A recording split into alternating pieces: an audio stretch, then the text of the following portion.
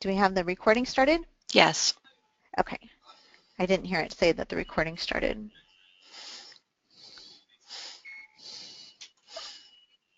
Oh, I have that I can press start recording. Do you want me to start it? I already started it though, because mine says stop recording. Oh. It says the session is being recorded. All right. Go ahead and hit it on your side, I guess. Okay. All right, this is Ellen Gunlock from Purdue University. I'd like to welcome you to today's CaseOriented Teaching and Learning webinar. Today's guest speaker is Dr. Stephanie Casey from Eastern Michigan University. Her topic will be examining student conceptions of covariation, a focus on the line of best fit.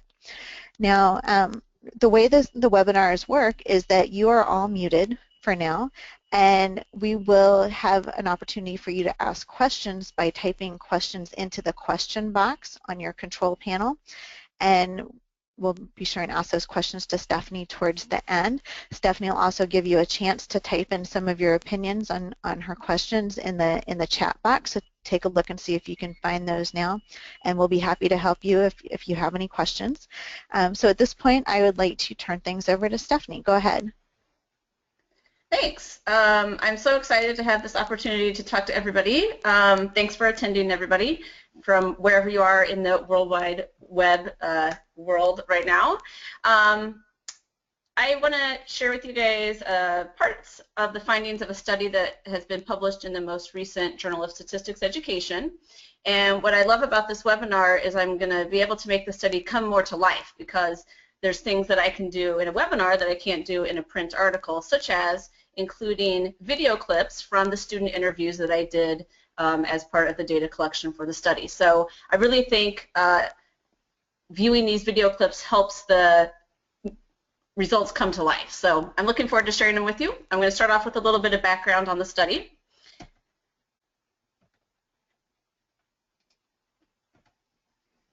So line of best fit was the focus of the study. Line of best fit falls under the study of statistical association, which has been identified as one of the 8 big ideas in statistics. So it's obviously very important then that we help our students get a great foundation in understanding this topic.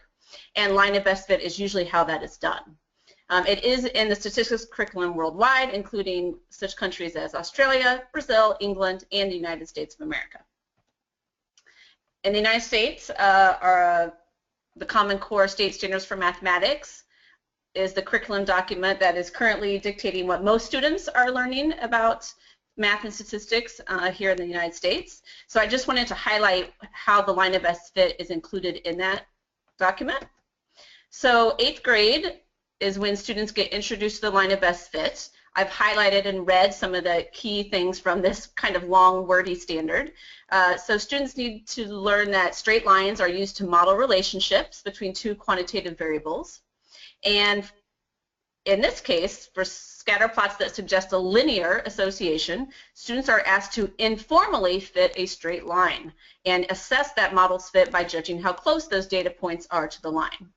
So a couple of things to point out here. When they say informally fit a straight line, that means to look at a scatter plot, eyeball where they think the best fit line would go, and place it there. There's no calculations, no use of technology to place that. It's strictly a by eye judgment of where that straight line of best fit should go.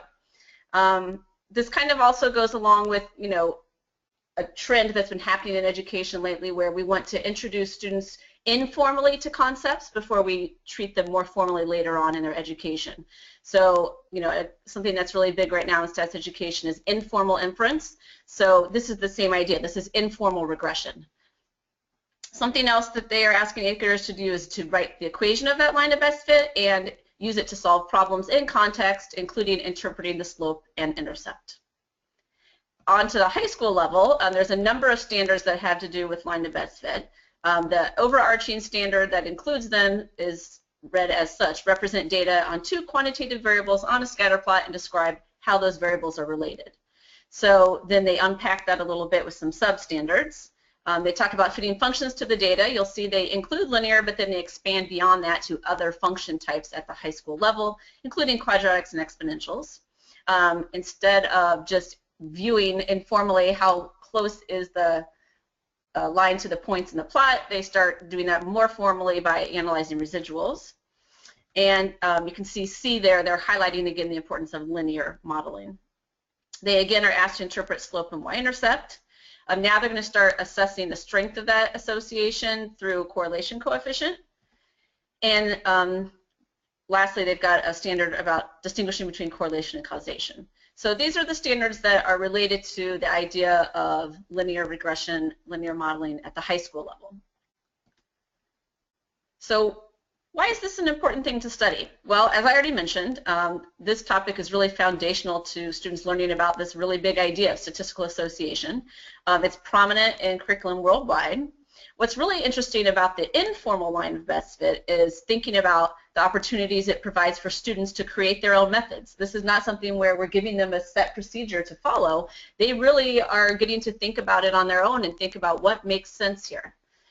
Also, there really wasn't literature out there that had studied this before. And in particular, this is really important to develop teachers' knowledge of content and students, which is referring to the idea that teachers need to know how students think about particular topics in order to anticipate how students are going to come to the table of learning about that topic, and also to plan instruction to best meet their needs. So here's a little audience interaction part. I'm going to get you to think about the line of best fit. So in this environment, I'm guessing you're looking at a computer screen. So if you could grab a handy manipulative that's straight, like a pencil or even your finger, maybe the side of your hand. I'm going to show you a scatter plot on the next slide, and I want you to decide where the line of best fit should go. As you do that, really think about what are you paying attention to as you're fitting that line. What criteria are you trying to meet as you're placing that line?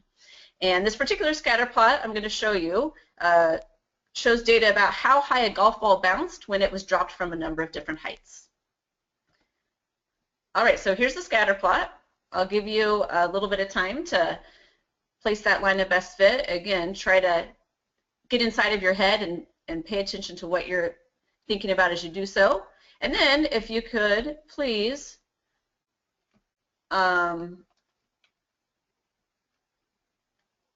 sorry, I'm just seeing there's issues about audio. I hope that's fixed.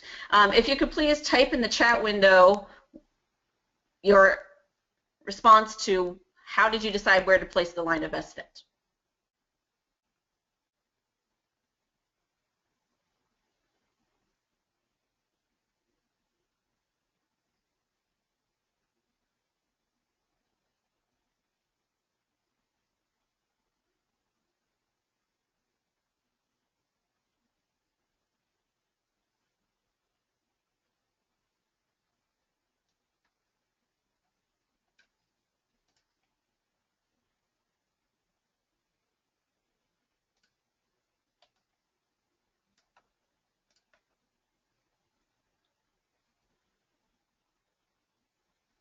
All right, so again, once you've placed your line, if you could please share with us via the chat window how you chose to put the line of best fit.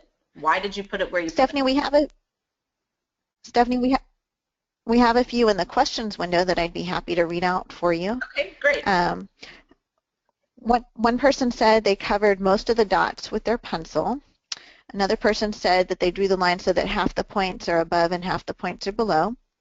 Somebody else said that they put their hand in a diagonal line that covers the mean distances of the values. Somebody else said they tried to put the line through the cloud of points, and they put cloud in quotes. Somebody said, my goal was to try and touch as many points as possible, but not try to be too far from any particular point. Okay, thanks for sharing those. So that's pretty interesting to hear your responses to the task, and we're going to see how those ideas and criteria compared to how the students place their lines of best fit. So let me get into the student study and talk about how they did it. So these were the research questions that drove the study that I'm talking about today. What do students conceive the line of best fit to be? What are students' natural inclinations regarding criteria that the line of best fit is trying to meet? And what methods are they using to meet those criteria?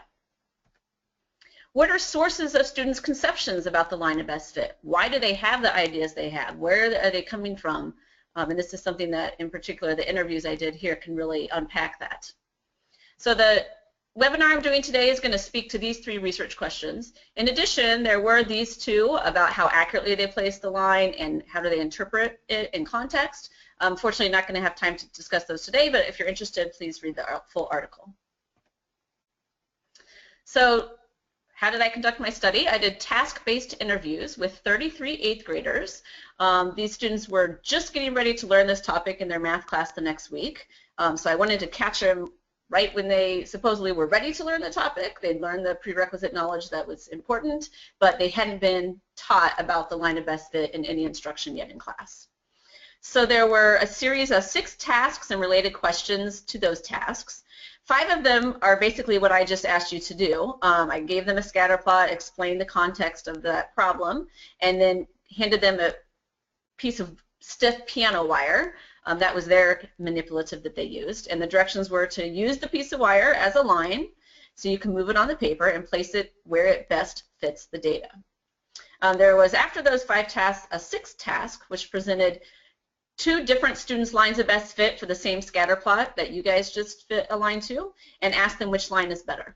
So we'll see the results related to analyzing the data for those first 3 research questions done by collecting data in this way. So first off, I want to talk about, what do students think the line of best fit is? What do they conceive it to be? So there were 4 primary definitions they have. The first was where you expect the relationship between the variables to be. So looking at the scatter plot that we did, the relationship between the golf ball's drop and bounce height. Related to that, a lot of students also said that it shows what the data looks like. Now, the distinction between these 2 is that the first one was really, the students were trying to say that the line would describe a general relationship between those 2 variables in context, whereas the second one is more like trying to show what the actual points on this particular scatter plot look like. There was no idea of generalizing to a broader relationship between these 2 variables. Like a student said, who had the shows what the data looks like conception, she said, well, it's like if I took the points off, I could use this line to guess where those points would have been. So very specific to the points in the scatter plot. Another conception that students used a lot was average, and there was a lot of variation in how students meant average when they said the word average. Oh, I'm going to put it, kind of at the average. Some students meant that from a 1 variable perspective, others from a 2 variable perspective. Some of them aligned it with the mean, the median, the mode, and you're going to see some of those things come out in the video clips that I show you. Lastly, a number of students said that the line is something that you use to get close predictions. They had this idea that we use this as a model to help us get data points that aren't included in the original data set, that show us what we would get if we were able to collect that data. So I'm going to link these to how the students actually place their lines as we go forward in this presentation. So next up, I'm going to move to looking at how students place their lines and what criteria they use to place it. When I show you these, I'm going to present them in the order from the most common to the least common. Though, as I said, going to be video clips of their interviews. Some of them are a little difficult to hear and have transcriptions. In particular, the first 2 clips that I show you, that's the case. So you'll see at the bottom of the screen a transcription of the audio, and italicized words are those spoken by the interviewer, either myself or some of my research colleagues. Before I jump to that, I would be remiss if I didn't start by saying that when presented with this idea of finding a line of best fit for the scatter plot and given the wire, about a 4th of the students, 9 of the 33, asked if they could bend the wire to connect the points. So I don't want to, I think it's really important that we start with understanding that that's how a lot of students are initially going to think about this task of having to fit a line of best fit. And I think from what I gathered from the students, that's largely coming from this idea that when they've plotted points and had to make a line through them in the past, it's always been a mathematical setting. So all of those points are linear and they do just connect the dots. So this idea of fitting a line to a set of non-linear points, they aren't collinear, that was uncomfortable for many students. But if that was the case for these 9 students, what we would reply is that, well, lines are straight, and therefore we want to use this straight wire to represent the line. And then everybody was able to move forward and complete the tasks. All right, so the most common criteria the students used to place the line of best fit was to go through as many points as possible. And here's an example of a student who said this. Again, the transcription is there at the bottom.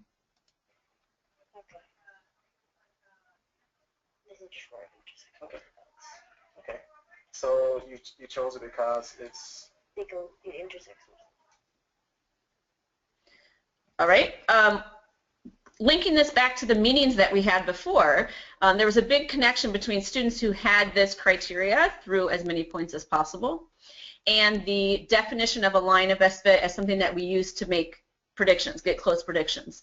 And the idea being that if we get our line to go through as many points as possible, then for those particular points, we have no error in our prediction. Our line will exactly predict where that point is. Therefore, that's what we should make our line do. So an interesting connection there between the students' meaning of a line of best fit and how they were choosing to place it. The second most common criteria was to make it go through the origin as well as through the most points. So I didn't hear anybody in this webinar mention forcing their line to go through the origin, but many students thought that was important in this particular context of golf balls drop and bounce heights, and here's an example of a student explaining why. Again, there is the transcription at the bottom. Right, so when I have it here, there's 2 dots on white. I move it slightly.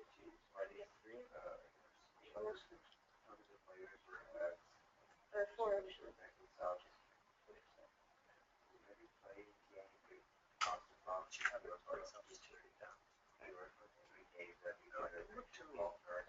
Holding this corner down here in place. The one end. So I wanted to make it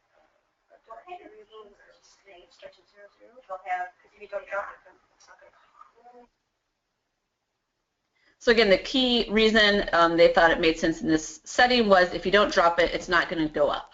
And that was a big reason. The context of the scenario presented was a big reason that people argued that the line should go through the origin.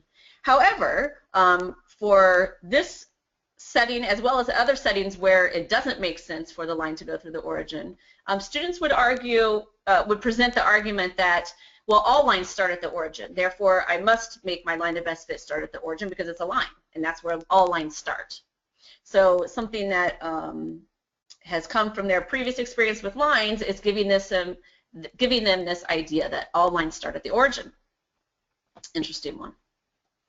All right, the next most common response was to get an equal number of points on either side of the line. I think somebody from the webinar mentioned that as a criteria.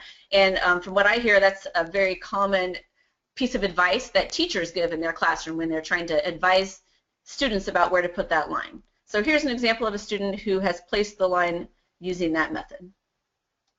So I think this one should go in the middle also because on each side there's 4 different plots. So it may show that the average price versus how many people actually went throughout the middle. So I think that best represents it. So if you can't tell, this is a different context about movie attendance, and it has a negative association. But hopefully you can see from the shot that's shown on the screen right now that this line is pretty accurate. It's doing a good job of best fitting that data set. However, there are a number of students who also use this equal number criteria to create inaccurate lines of best fit, and that's what we're going to look at next. About right here. Okay, is that where you want it? Yeah. All right, let me put some tape on there and talk me through why you're putting it there. I'm putting it there because it seems like this is the area where like the average person goes to the movie, since it was about like the average price. So this is like about average. It's like it would be one the mean or the median or yeah. Okay, the mean or the median of what? It would be the mean or the median of this graph of the average cost of the ticket. Okay, so you're looking at the average cost of the tickets, mean or median, and putting the line so it goes through that. Yeah. And then you got 4 right here, 4 right here. So. Okay. All right, so this is a case of what I was alluding to before, where some students look at the line as the average, but from a univariate perspective. So this student really isn't coordinating the two variables that we're looking at here in a bivariate scatter plot. He's really only attending to the one variable that's there on the x-axis, and he's placing the line vertically so that it splits the data set in half, 4 on each side. And of the 33 students in the study, there were 3 students that did this. And they would always either place it vertically or horizontally, splitting the data in half, depending on which variable they were attending to. Closest to all points was the next most common, and if you recall, this is what the Common Core State Standard in the 8th grade is wanting our students to come to understand the line of best fit as, the line that's closest to all points. So let me show you this video clip.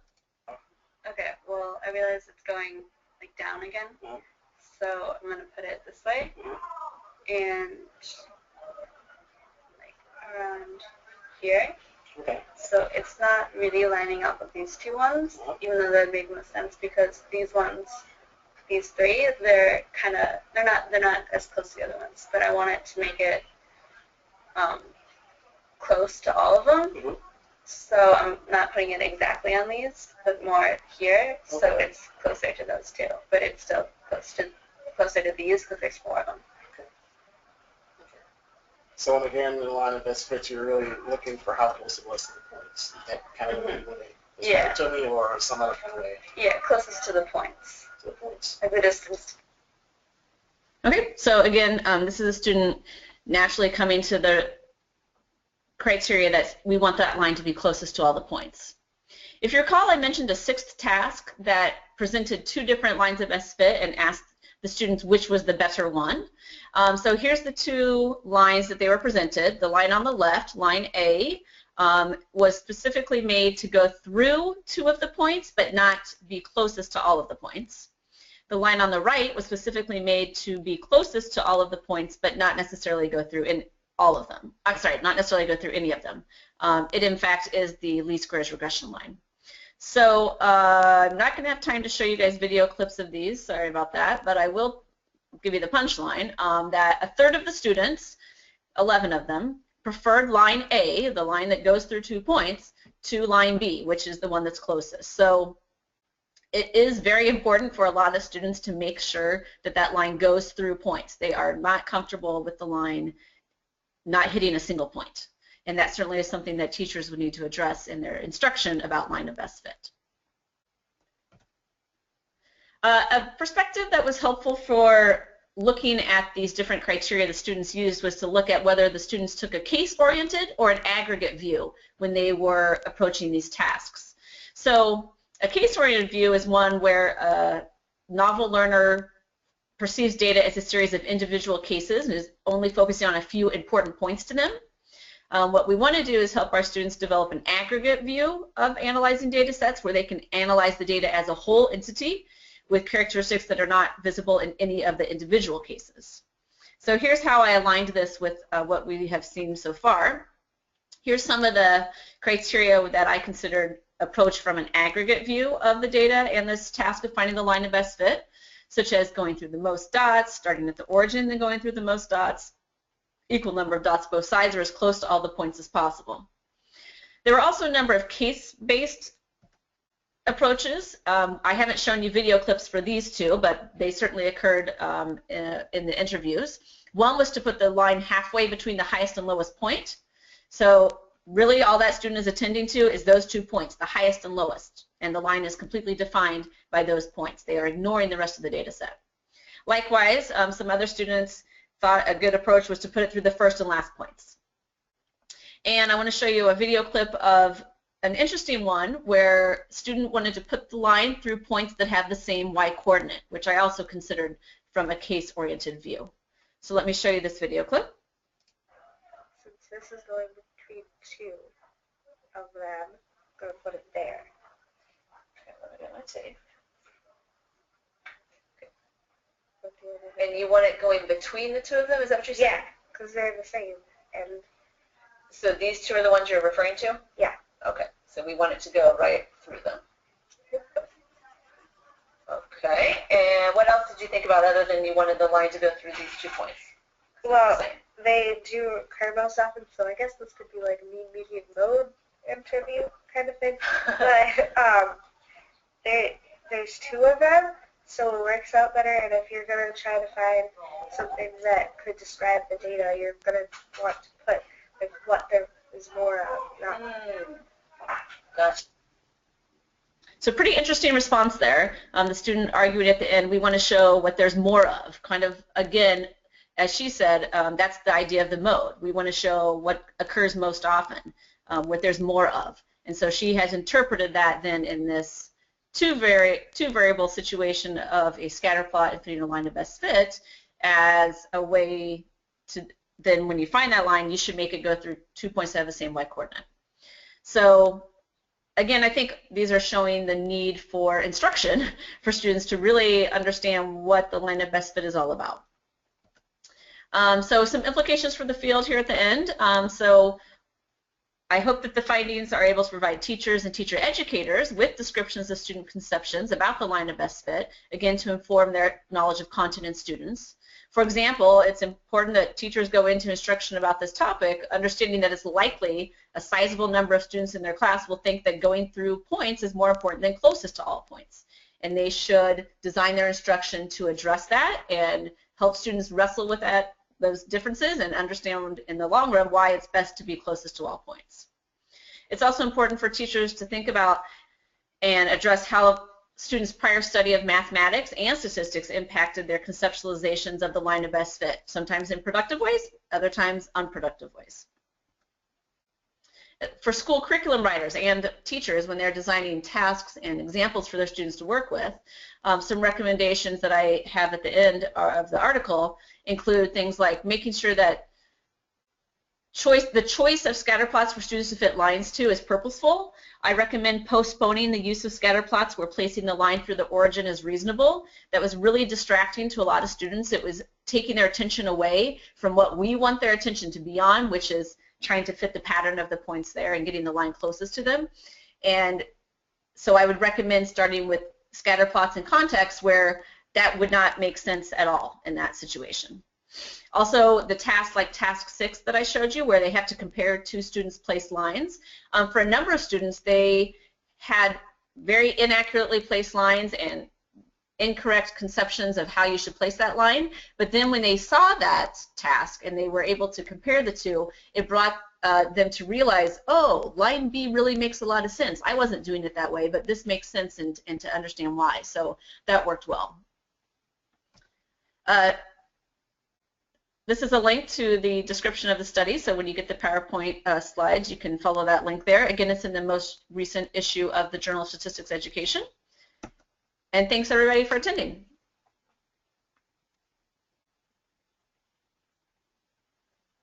Thanks, Stephanie. Those videos were fascinating. And for our audience, if you have questions for Stephanie, please type them in the question box. We'll be happy to get those answered for you. I had some questions to begin with. First of all, this understanding of the scatter plots on a case basis versus an aggregate basis, is that a developmental maturity issue, whereas if you introduce the concept to them a few years later, they wouldn't have that issue, or is that something specific to this topic? No, I think it's more of an experiential issue. I don't think it's an age-based issue. It's just more about, you know, the difference between novel and experienced learners. That students in their learning to analyze data need help understanding how to look at it from a global perspective. Okay. Oh, and for the record, we did have an audience member who talked about going through the origin. It just came in after we had finished Oh, okay, our interesting. discussion. Okay, So, thank you. okay.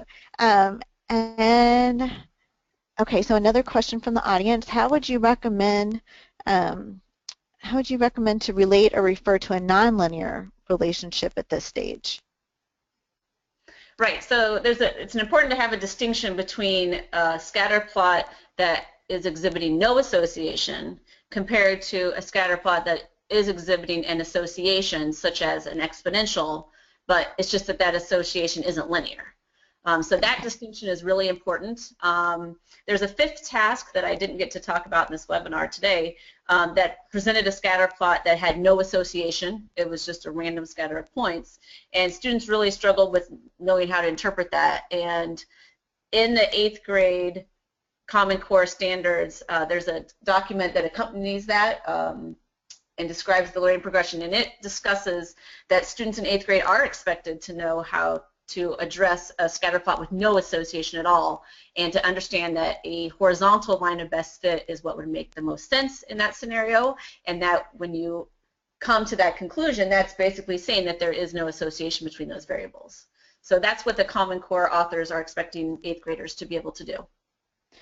Okay, following on that, does the Common Core have any suggestion on transitioning students from univariate to bivariate thinking? I don't believe so. Not that I've seen actually in the Common Core or any of the accompanying documents for it. Okay, and would you ever recommend the old rule about subtracting the averages from the data? Subtracting the averages from the data. So I wouldn't recommend that if you're doing it informally. I mean, the informal method is meant to be without calculations or technology helping you at all. So I wouldn't recommend that for students learning to fit the line of best fit by eye or informally. Now, were these students that you studied, were they all at the same mathematical ability level? Did you have a mixture of gifted and average and below average students, or were there some particular level? It was a mixture. Some of the students were honor students, some of them were regular track students, and some of them received special education services. So it was a mixture.